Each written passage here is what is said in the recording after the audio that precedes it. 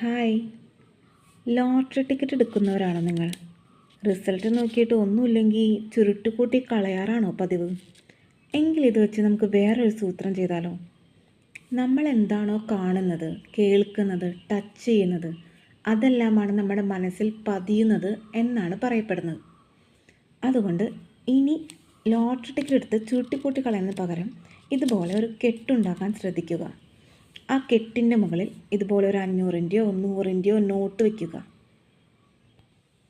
എന്നിട്ട് ഓരോ തവണ ഇത് കാണുമ്പോഴും മനസ്സിൽ പറയുക, 500ൻ്റെ നോട്ടുകൾ കെട്ട് കെട്ടായി എന്നിലേക്ക് വന്നുകൊണ്ടേയിരിക്കുന്നു. Thank you universe.